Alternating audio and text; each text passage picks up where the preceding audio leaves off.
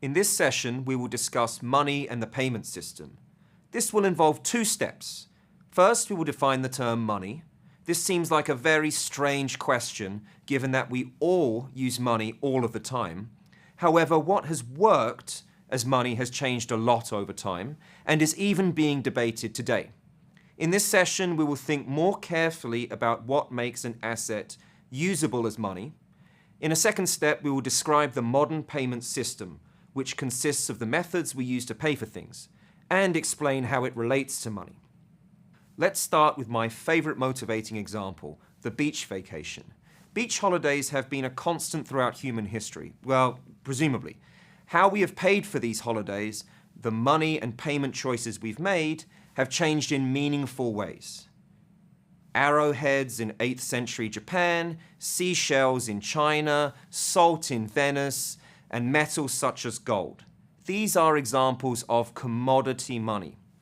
Commodity money has been used to pay for things throughout human history. It has two characteristics. First, it is backed by a physical item. Second, that item has some intrinsic value. The item is worth something even if it is not used for payments. Salt is a valuable preservative. Arrowheads can be used to shoot people. Fast forward about 1,000 years to 16th century Sweden. At that time, copper plates were used as currency. This was a form of commodity money. Because copper wasn't all that valuable at the time, this meant you had to lug a large amount of copper around to make transactions. Not terribly convenient. So in 1657, along comes a Swede named Palmstruck. He sets up the Stockholm Banco, which was the first European bank to print paper money. This paper money was redeemable on demand. You could exchange the paper for the metal money, so your copper, that you had deposited at the bank. So long as people believed that there was enough copper at Palmstruck's bank, then the paper money was valuable. In 1667, however, the bank began to run out of copper. Swedes started to lose faith in Palmstruck, and the bank had to close down. The question of why they started to lose faith is absolutely fascinating and central to the topic of bank risk management, but that's for a later time. The United States issued paper money backed by gold until the 1930s. This was called the gold standard. Today we use fiat money, which is paper money that is not backed by any physical commodity. The paper money has zero intrinsic value. In 2021, it costs the US Treasury just 14 cents to print and engrave a $100 bill. So why is fiat money useful for anything? Well, it's because the government says so. The law says private businesses must accept dollar bills as payment. I'm also allowed to pay my taxes in dollars. So long as I have trust in the government, then these pieces of paper are valuable. We all know what a debit or credit card looks like. You probably have one within arm's length. But you might not understand the mechanics of how this plastic works.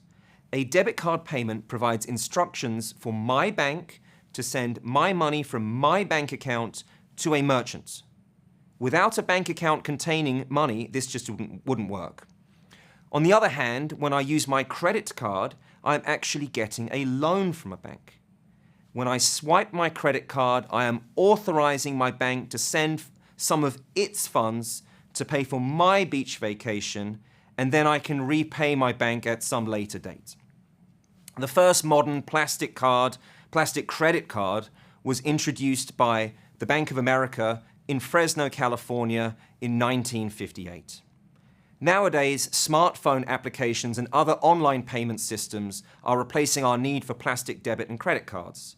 Apple Pay, Venmo, WeChat, these are 21st century systems that allow us to make cheap, quick, and secure money transfers to friends and family or payments for our shopping. We've come a long way from seashells to PayPal. Now let's take a step back and formally define what money is. It is a specialized asset. It is generally accepted as a means of payment for goods and services or the repayment of debt, and this includes paying taxes. The most important examples of money are the cash in your pocket and your bank account balances. This is what I want you to keep in mind. I also want you to keep in mind that money is not the same as wealth. A wealthy individual might have lots of assets beside money.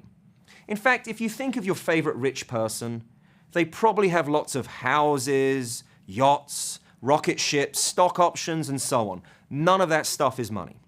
Money is a means of payment. This is money's special role. In modern economies, transactions are frequent. They can be spread out across long distances. Money is central to a well-functioning economy. We use money to finalize transactions. I don't have to wait for payment later. I get my money in hand, exchange complete. The value of money is well understood. I don't require any information about the value of money from you. I don't need to check the newspaper or online for recent transaction prices. I know exactly what it is worth once you have paid me. If money is a means of payment, then two outcomes follow quite naturally. First, we say that money is a unit of account. This means that we can quote prices and record debts in terms of it, in terms of dollars and cents. This allows us to easily compare the value of different products. Second, money must have stable values. If we are going to use money in lots and lots of transactions, then it must hold its value from day to day. Its purchasing power must remain relatively stable over time. If its value were unstable, you may have heard of hyperinflation, where the purchasing power of a currency rapidly declines over time, then merchants might not be willing to accept money. This is why in some countries we can use the local currency as well as US dollars as money. Merchants understand that the US dollars are a stable store of value.